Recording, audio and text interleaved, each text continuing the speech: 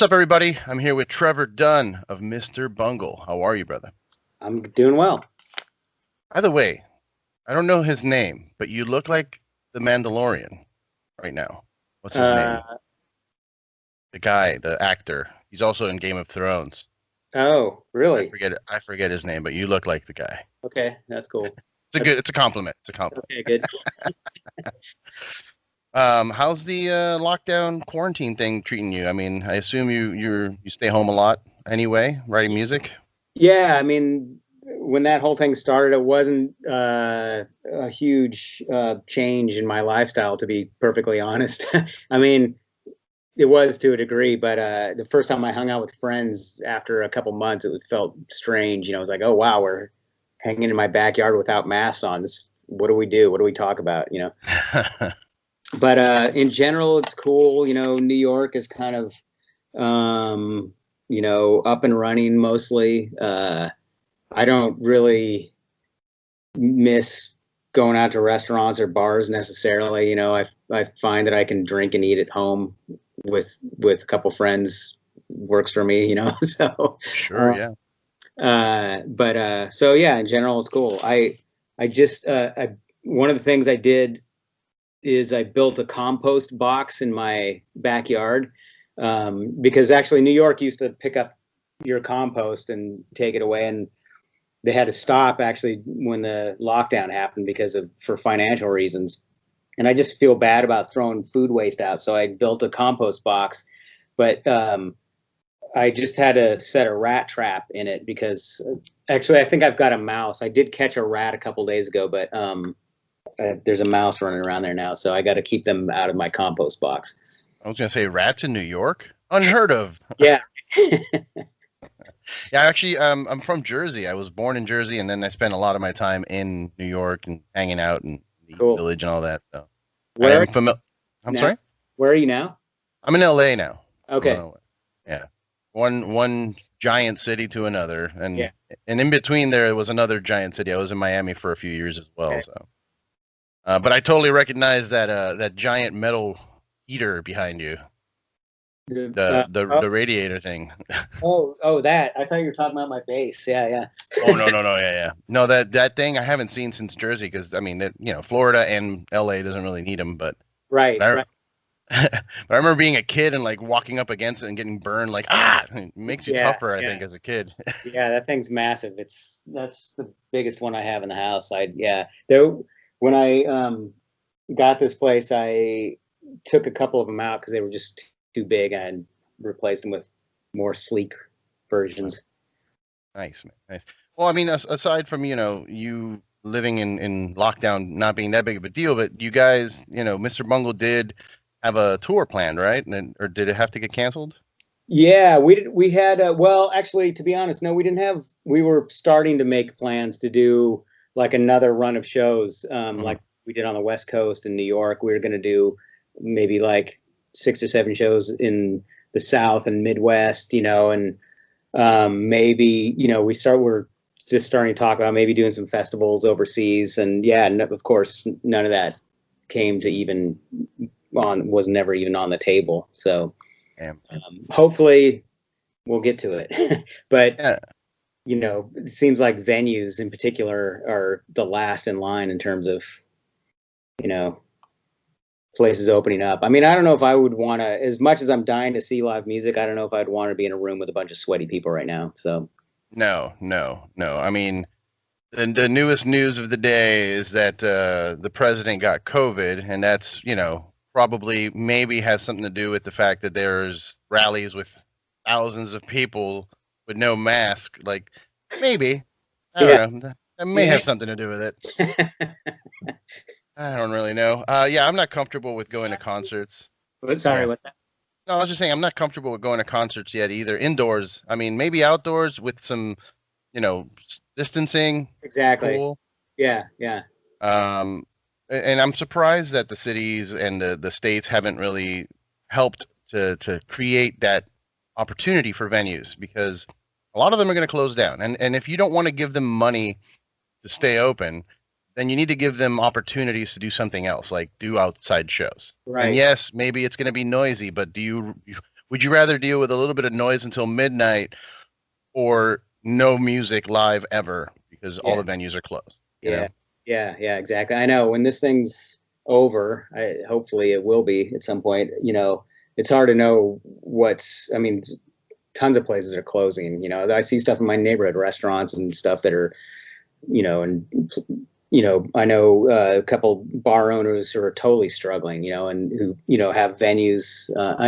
People are doing like live streaming from the back room or whatever, but, yeah, everyone's struggling. So it's hard to know what's going to look like when the smoke clears. Yeah. Yeah. Going back to a little bit of Mr. Bungle talk, you guys re-recorded the Raging Wrath of the Easter Bunny demos that you had from back in the day. Yep. What was it like the determining factor for you guys to re-record that instead of like maybe, oh, we're gonna reunite and do like Disco Volante or something? Like, why go back to the thrash? It's an idea that we had a while ago, and probably came about around the time that me and Mike started playing with Dave Lombardo, and I mean, we always felt like that music that we made back in the 80s was it was made with Lombardo in mind. I mean, we were huge Slayer fans, of course, and as well as all kinds of other metal that was going on in the 80s. So it made sense, and since we knew him, we thought, man, why don't we that'd be fun to redo that. That's a demo that we always was, I don't know, we always had a special place in our hearts because we grew up as metalheads. And, Mr. Bungle was initially a thrash metal band, just kind of a weird one.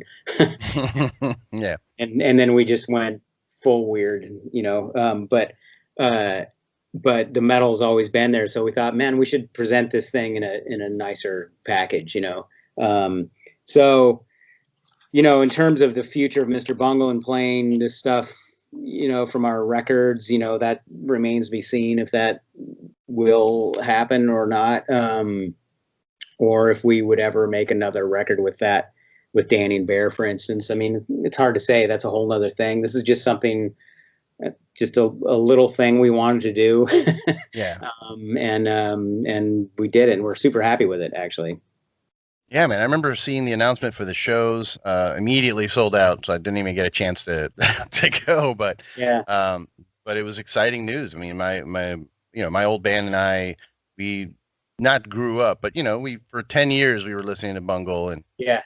we would use Disco Volante to scare people at our parties. Nice. It was like we would take some psychedelics and it would just trip out and then just put it on and people were like, what is happening? I'm like, the greatest piece of art ever created. I don't know what to tell you. How to clear a room in a few minutes. I was actually like revisiting it yesterday, revisiting the entire discography, and I realized like the Disco Volante, it almost feels like the beginning of ASMR. Oh. I don't know if you know what that is. Have you heard of that? Yeah. And I'm just listening to it with headphones. I'm like, man, there's just parts where he's like making little mouth sounds, and right. There's like somebody throwing a pot in the back or something, and it just sounds like something like that, Yeah. There's definitely some, a lot of soundtrack and like Foley work that we were influenced by, and we just threw anything that we would think of into the mix. Yeah. Now, I mentioned that we would listen to it on psychedelics, and I know that Mike doesn't really do that stuff. But I mean, is that something that you've dabbled in?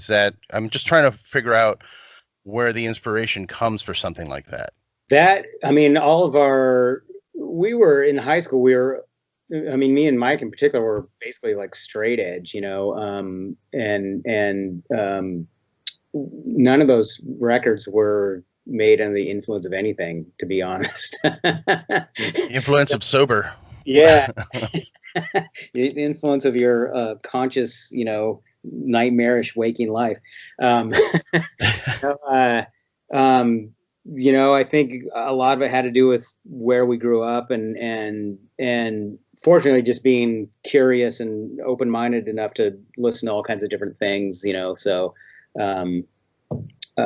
so yeah, it's funny. I've heard people talk about being surprised that we weren't all completely out of our heads making that record. But yeah, it was. Yeah, we were, getting up early and spending all day in the studio.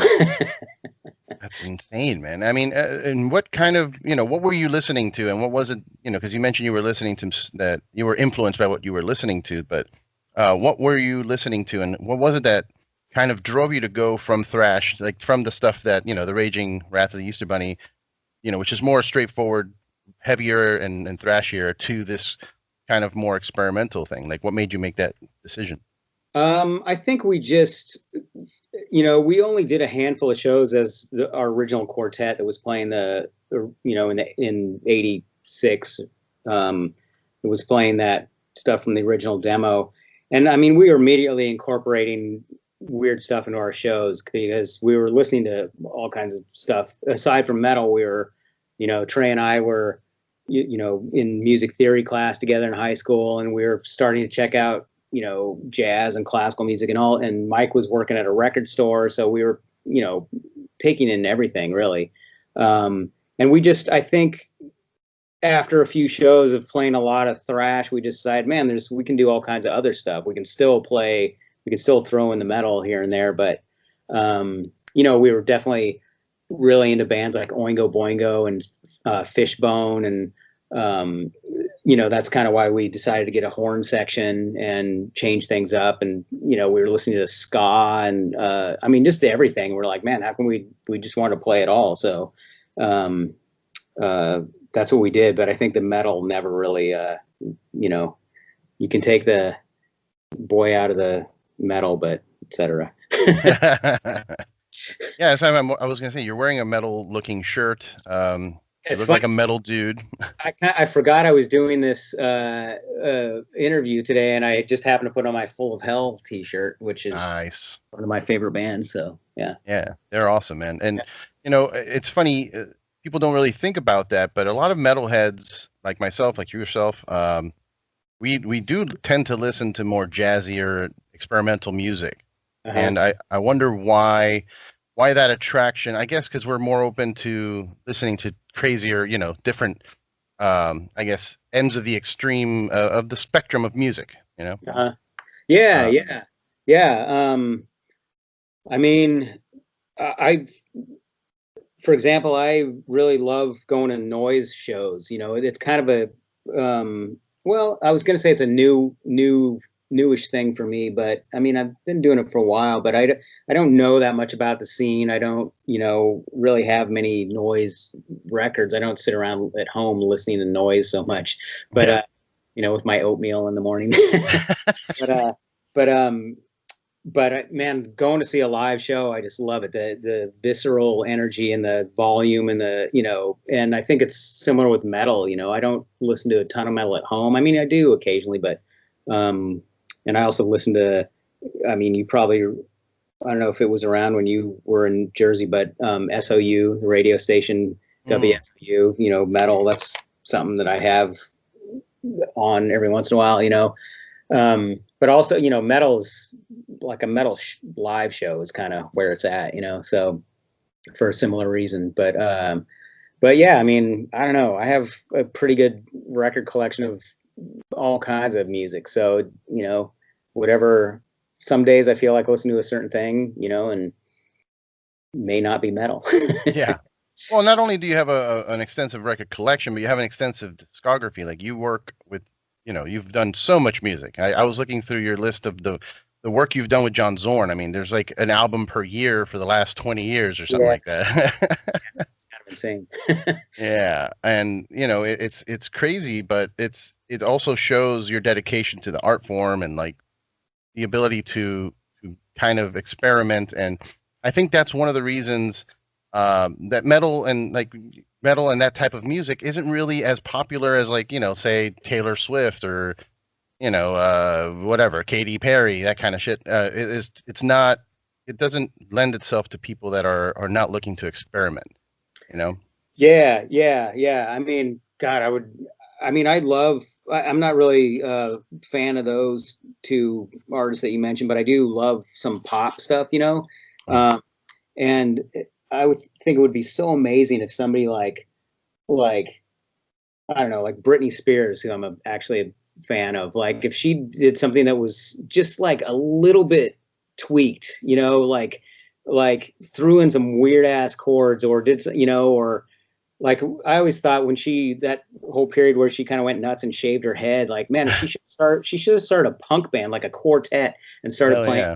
playing like small clubs. That would have been amazing, man. I would have like followed her on tour, but but I mean, you can do stuff like that. I mean, I have a good friend, this guy Shannon Fields. He's a fairly unknown musician. He had a band called Leverage Models for a while. It's very kind of 80s goth pop.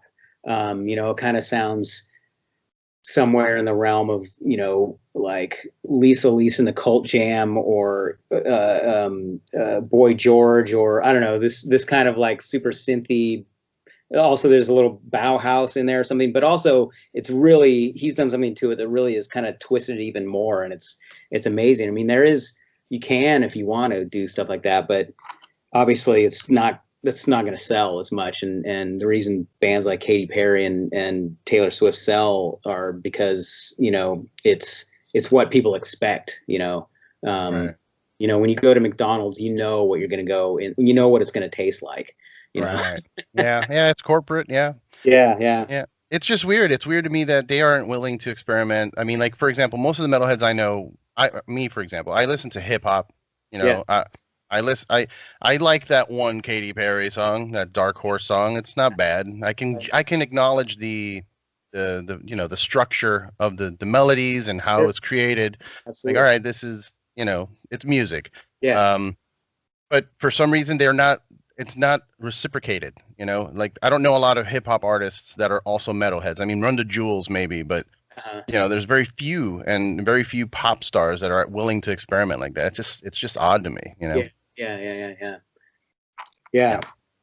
But what I wanted to ask you, because this is something that's been out in the open and people have talked about it before too. But um, the fact that Mr. Bungle inspired bands that don't sound like Mr. Bungle, like a Corn or something like that. Like, what are your thoughts on that? Like, I know Patton doesn't like it too much. Yeah, I mean, it's a weird thing. It's a double-edged sword, because it's obviously I'm super grateful and like I don't know, I guess kind of proud in a way anytime someone comes up to me and says, "Hey man, my band is hugely influenced by you guys, here, check out our demo." And I mean, it on the one hand, yeah, I'm like, "Oh, that's so great," that I have some influence on someone. Like I still, I'm not egotistical enough to think that I, have some world like presence, or some you know on Influence or notoriety. yeah. So Yeah. but then it's almost, I would say, like 89% of the time I listen to that music and I'm like, oh my god, they got it all wrong. They were influenced by the wrong parts, and I'm not, a band like Korn. I've actually worked with Head before. And I mean, he flat out told me, he's like, "Oh yeah, we totally ripped stuff off from you guys." I mean, he flat out told me that, and I'm like, "Cool," But but I've never liked them, So I don't know. I mean, it's fine. I'm sure that I could say a similar thing to an artist that I respect, be like, "Oh man, I can't imagine if I went up to Willie Nelson and be like, man, I've been listening to your music for years. Like you're a huge influence on me. Check out mine." He'd probably be like, "What the hell is this?" Yeah, yeah. If you were to do another album, like since you re-recorded that early demo, I mean, would you want to do something a little thrashier like that? I mean, I've looked at your other work and it's always jazzier or more experimental. Like Uh-huh. even your most recently, you did the King Buzzo record with him, and he and I talked about it for a while and how incredibly talented you are with the stand-up bass and everything. But would you do something a little more metally or thrashy again? You think? You mean like as one of my own projects? Yeah, well, or you know, another if you guys were to if Bungle were to do another record, or if you wanted to do your own record, you know, I kind of feel like with this new Bungle record, it's like, I mean, it's a longish record. I think it's pretty close to an hour long of full on nonstop thrash, yeah, pretty much, except for a couple little moments. But I feel like that is kind of fulfilled my metal output for a while. I am I have a couple other things in the works that are well, different from anything else I've done. So, um, uh, you know, I don't know if I would. I don't know. I'd have to kind of go through those things and see how I felt. I mean, I don't know. I don't know if I'd do my own thrash project. Um, I mean, I have. I mean, I do like playing with loud, heavy drummers, you know, and I have this trio convulsant with Mary Halverson and Chess Smith, and Chess is like one of my favorite drummers, and he's a heavy hitter, you know, and so I mean, the stuff I do with him is kind of more jazzy and experimental, but I have room to do, you know, to make it heavy when I need to. So, um, but in terms of like doing a full on thrash thing again, I think this Bungle record, which is coming out at the end of the month, is, you know, is I don't know. I mean, Bungle's never going to make another thrash record, that's for sure. Like okay, we've done that, so it's time to, if we're going to move on anywhere, it's going to be away from that. So sure, yeah, man. Yeah, I mean, I remember listening to Secret Chiefs 3 and thinking like this is some of the craziest shit I've ever heard, and I wanted to figure out a way to expose it to people. I don't know how to get people to listen to stuff like that or to like noise, like you were mentioning noise music. yeah. Like I don't really understand it fully enough to explain it to anyone. Right, right.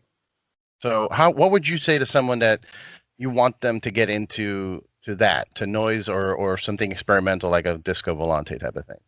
Oh man, it's hard. It's I mean, I don't really feel like you can talk anyone into that sort of thing, you know. I mean, you could certainly say, man, this is one of my favorite things. This is why I go, you know, like if I'm talking about noise, like I really like this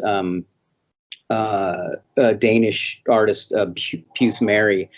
Um but you know, I know it's extreme, and I wouldn't expect anyone to like it, even my closest friends. You know, I mean, if they do, that's cool. But I think you have to just have a natural curiosity towards it. I mean, that's how I got to any music that I'm into. You know, I heard that there's a Italian composer I really like named Luigi Nono, who's one of my favorites, but his stuff is pretty abstract in terms of like 20th century, you know, classical music. You know, he does stuff with electronics and a lot of space, and I don't know. It's not the easiest music.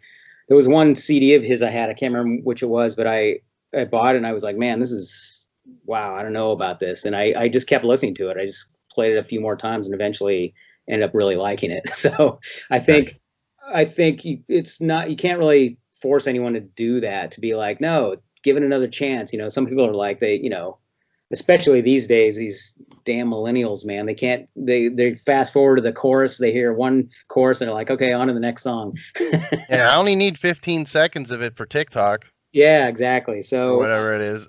yeah, so I don't know. I mean, no one had to talk me into being curious about weird music. I just, you know, I would hear something and be like, oh, what is that? You know, and I'm that way with a lot of things, you know. So food or you know, art or whatever, you know. So Yeah.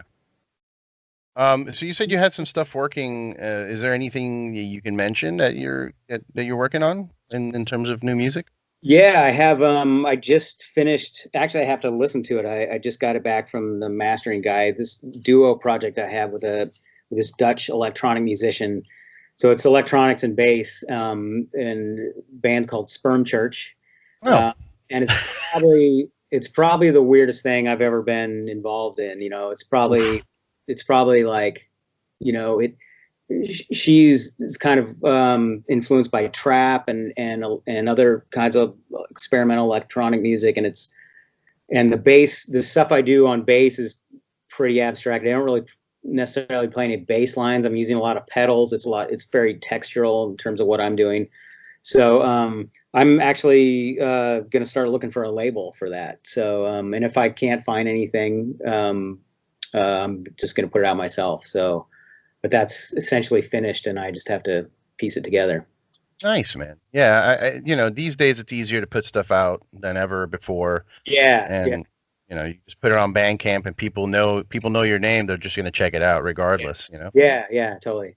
Have you heard of this group, Igor? Because what you're mentioning kind of reminds me of them a little bit. I mean, they're a little more metal as well. Like they have some more live instrumentation, like guitars and double pedaling. But there is a lot of weird electronic mixed with like jazzy classical bass stuff in there as well. Oh, cool. No, I haven't. I'll check it out. Igor.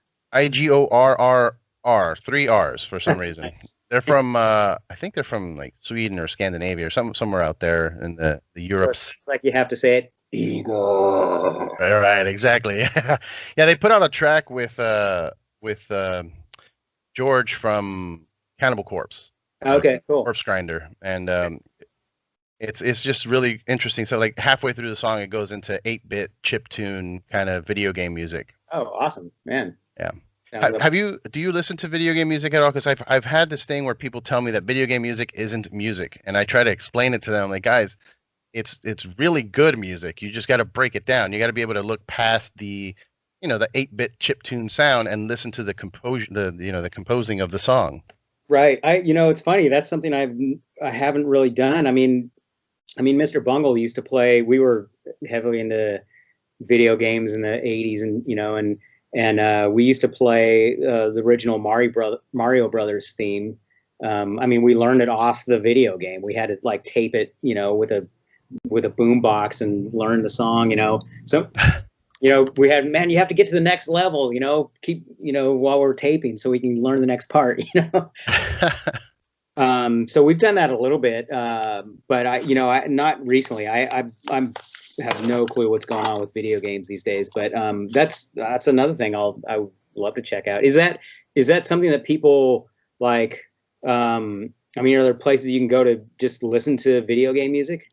I mean, you could do it on like YouTube or Spotify or something like that. You would have to look into the types of games. So I think some of the newer games, I'm not, they're using real bands now and they're just making actual songs. I like going back into like the old Nintendo days and listening to their compositions. Yeah.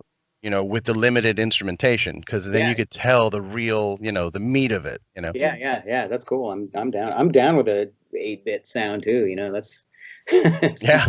It's weird. Yeah, I recommend if you're looking into it, like check out old Castlevania games or old Contra. Like they had some of the best music. Okay. I'm gonna write that down. Yeah, old Contra, Super Contra, or Castlevania, the from the Nintendo age. Like they just make some of the best. Especially, I think Super Castlevania 4 has some really great tunes in there. Okay. And then there's also like other composers that get like no recognition. Like Nobuo Uematsu makes all this music. He's this Japanese composer that makes music for the Final Fantasy video game. Uh-huh. And it's some of the best music I've ever heard because he has an entire, symphony orchestra behind him. And, it gets no respect. People are like, it's video game music. Right. Man, it's some powerful stuff because I'll listen to it when I'm not playing the game. I'll put it on. I have the vinyl records of it, Right. That's awesome. I think for people like that who dismiss something off just because of what it is, my go-to response to that is, well, you make it then. Let's see. Yeah. Let's see what you can do with what you've got. I mean, obviously their response will probably go, I don't want to, but I mean, it's like there's work involved. There's, first of all, you got to like know what you're doing with the gear and the orchestration. Especially if you're dealing with other musicians, you got to know how to write and what you're writing for. And I mean, all of that is a lot of work. And then to actually sit down and create and make it good, is a whole nother thing. So, yeah. I mean, I understand if people don't like a certain kind of music, that's fine, but to dismiss something because of what it is without giving it a chance is, that's just kind of lazy. Yeah, and it's like fans of that style of music. They're like, oh, I like classical music. I'm like, oh, have you heard, Dancing Mad from Final Fantasy VI? Yeah. I think it's one of the greatest pieces of classical music ever written. And they're like, oh, but it's from a video game. Like, right. fuck you then. And the same, I tell the same thing to people that like complain about Game of Thrones. Like, oh, the ending of Game of Thrones sucked. I'm like, well, then you make a better one. Yeah, right.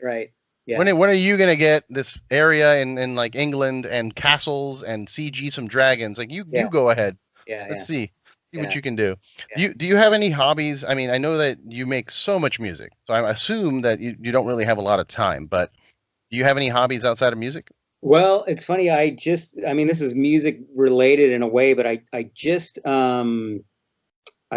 released a couple things on Bandcamp last night, actually, because it's today's Bandcamp Friday, Yep. and I started making mixtapes um, and like old school cassettes. I have Oh, one right here, nice. and I'm making the covers myself, and which is I do out of with paper collage. So it's kind of hard to show, but like here's an example of one of the covers. Oh, very cool. But so it's paper collage. So I'm cutting out stuff with scissors and an X-Acto knife, making these original little pieces of art. And that's something I've done for years and I love doing. So I guess, yeah, that's a hobby, and it's fun to listen to music while I'm doing it, So, yeah. And sometimes I make little like kind of surrealist poems. Like I'll take an article and cut out each word and then put it in a hat and pull out a different word at a time and then paste it in a different order. Oh, So I'm creating something, based on chance. very cool. So yeah, it's it's fun for me. So yeah, that's a hobby. That's cool, man. That cover looks like, and it's cool to hear you explain how you do it because it's like real life Photoshop. Like you're Yeah, grabbing the pictures and exactly. mix. I can't really show you, but I have a bunch of stuff right now. That's why I'm doing it. But these are all like, little pieces of paper that I cut out of scenes. And a piece of fish. Here's a monkey with some medication. Oh my God, yeah, that's And that's it's great. really fun to like figure out how to put these things together because I don't just throw them together. I take time to make it look the way I want it. So, and I'm using like a glue stick. So it's fun. Any third grader can do it. Yeah, no, it's great. I mean, it's art, it's expressive art. It helps you. I think I consider it therapy, especially during these crazy living times that we're in. Totally. I I've actually mean, been trying to, and you were asking about my projects. I'm also trying to write music for the trio convulsant that I was mentioning with Chess and Mary, and then I'm adding some other instruments to it. I've done 2 records with this trio, and this is the third one. But I've kind of been having a hard time the past few months, like being creative, like writing and being inspired to do stuff. So this has kind of been I feel like a little bit of a bridge to get me into just crack back open that creative side, where I'm actually making something new, and using that part of my brain. Cause yeah, it's been dormant in the last few months. yeah, I mean, I'm glad to see that you're breaking out and being creative because it is something that I've noticed a lot that during this lockdown and with all the crazy shit that's happening, a lot of people are shutting down. They're just Yeah. over it. Yeah, totally. Yeah. I don't want to do that. I don't want to shut down, I'm Yeah. kind of hoping to survive this thing and have a few more years. We'll see. We'll see how things go in November. Yeah, exactly. We'll see how everything happens in November. I have a feeling that we're gonna have a vaccine for the virus in November for some reason or another. Right. Yeah. Yeah. um, what would you say? Because it seems like you collect stuff. You have like stacks of CDs back there. You got stuff. What would you say is your prized possession, like of all the things you've collected? I know you've met probably all of your, favorite musicians and whatnot. So, what would you say is your favorite thing that you have? Oh man, that's a good question. I am a little bit of a hoarder. I do come from a line of medium grade hoarders in my family. I'm Hey, look. hoarder is a slur, okay? It's a collector. I'm just kidding. Well, if I am, I can use the word myself if I am one. Yeah. Um, uh, I'm trying to think. I'm looking around my room. I mean, man, I'm trying to think of Like, is there an autograph from someone that you admire, that you're like, oh my God, this is, you carry it with you every time you move, or something that if your house were to catch on fire, you'll grab it and take it with you. wow. Oh my God. That would be, I can't imagine. I mean, I have to say my upright bass, my upright bass and my P bass there are two. I mean, I don't have a lot of basses. I have like 5 or 6 basses, I guess. Those are the two that I use the most. So those would probably be it. Yeah. I don't know if I have any autographs really. But yeah, I mean, God, I don't know where to start. I've got all kinds of weird stuff laying around. Like I've got, a few, where are they? I've got a few centipedes. They might be downstairs. Like taxidermied centipedes? Yeah. Nice. Quite a few of those. What's the fascination with that? Because I noticed it's your logo. I noticed you have the tattoo. It's the first, going back to this group of mine, Trio Convulsant. The first record I did with them in the late '90s is called Debutantes and Centipedes. It's out of print now, but I actually put it up on Bandcamp not too long ago, digital version, and that title was actually taken from a cartoonist, this guy B. Klebon, who I really like. He's a cartoonist from the I guess late '70s, '80s. So that title, I took that title from him, and I don't know. After that, I put some images of centipedes in the artwork, and that's kind of how it goes with me. The same thing with the platypus. Like my original idea with that song Platypus was just to write a song as the title. I didn't even know what it was going to be about. And then I started researching the platypus and like fell in love with it, and then it got obsessed with it. And now I have like tons of platypus stuff all over my house. Like I've got platypus stuff you wouldn't even imagine. I've got a platypus butter knife. I've got a platypus corkscrew. I've got a platypus. In my desk right here, I think. Oh yeah. This is a wooden platypus lock. Oh my God. That's awesome. So I got, every time I go to Australia, I go crazy in the shops and buy, oh man, I don't have this yet. So So would you say platypus is your spirit animal over a centipede? That's a good question. Maybe. Yeah, I don't know. Although I'd actually, a few years ago, someone told me that my spirit animal was an oyster. An oyster. Yeah, which I'd never heard before, but it kind of makes sense. That's cool. If there was one, I know you've worked with so many people, but is there one artist that you haven't worked with that you want to work with? That's like your main goal. Oh man, somebody asked me that recently, and I think people, there's a lot of female singers that I really enjoy their work, and somebody like Fiona Apple or PJ Harvey. Those are kind of the first people that come to mind, or Bjork. Really creative, interesting female artists. I don't know, I know Fiona has her main bass player guy, Sebastian Steinberg, who's been playing with her for a long time. So I think I'm out of that lot. But yeah, I don't know. Well, unless you take a page out of the Melvins and have 2 bass players on a record one day, Yeah. Hopefully, I can. Yeah. Boy can dream. Boy can dream. I would love to hear something from Fiona Apple and you, as well as Bjork. Bjork is so experimental too, man. Yeah. And I don't know if she's still with Matthew Barney. I don't know if I don't really follow up with people's personal lives. In fact, there's a whole breakup record that came out a few years ago. So yeah. Oh, okay.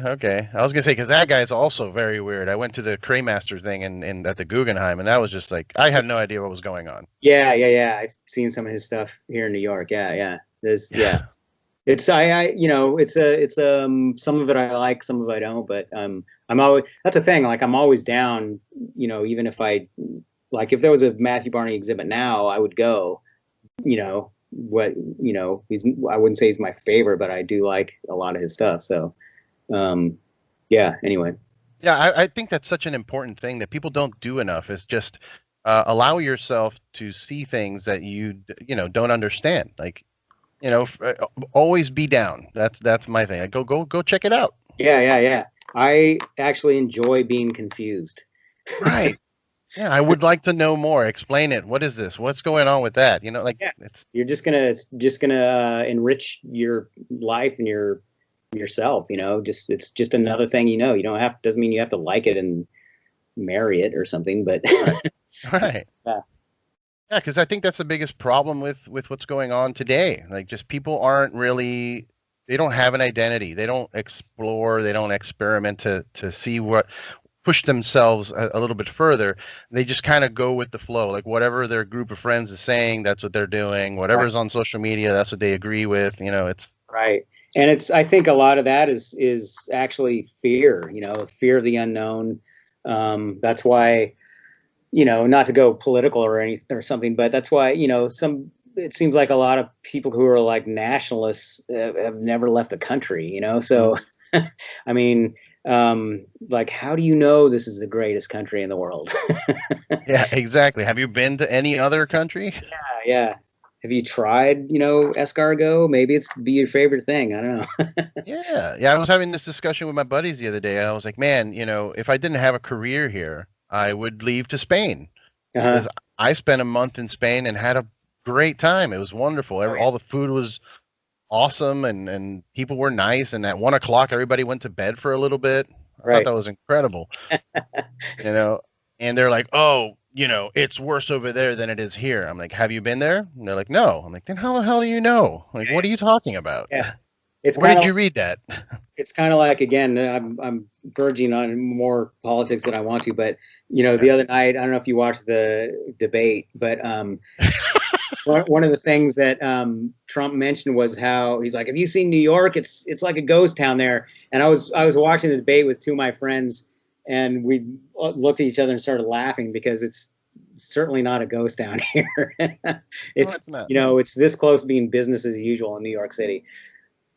Yeah, it's just So weird, man. People get stuck in their bubbles and they don't even understand. Like and I'm again, we're not trying to go political, but like I have friends that when the whole Black Lives Matter movement was happening, they didn't get it, and they're like, "Well, I don't see racism." I'm like, because you live in a bubble. You live in Miami, and you don't leave your neighborhood. Like you don't understand. right. You don't get that, I got yelled at walking down Manhattan Beach, and somebody called me a Mexican. And it's like, I'm not even Mexican. Yeah. That's So funny. That's not even a slur. Hey, you Mexican. yeah, go back to Mexico. It's like, I will. They have good tacos. Yeah, I'm planning on going back to Mexico too. Amazing food. Yeah, I don't know. People need to get a little more. They need to loosen up, get a little lighthearted, and, Yeah, and listen to some weird music. Listen to some weird stuff that'll make you feel weird. Like yeah, it helps you understand yourself. It yeah. helps you understand other people. Question Uh, everything. yep. Question everything, man. Well, hey, I'm gonna let you go. I appreciate your time so very much. I'm a big fan. So Thanks. it's an honor to have you on. Appreciate the support, really. Yeah. So what's the best way for people to access not just the Mr. Bungle, but also some of the stuff you got coming up? Well, I mean, I have my website, trevordunn.net, and I have my Bandcamp site under my name, which that's more of stuff that obviously that I'm selling or that is out of print or harder to find other places. My website, there's usually links to everything that I'm on. Ipecac for the Bungle stuff, because our new record's going to be on Ipecac. So, Mhm. yeah, I think that would be a good home for your experimental electronic bass thing, but I'm not gonna, yeah, it might be. We'll see. Yeah, yeah.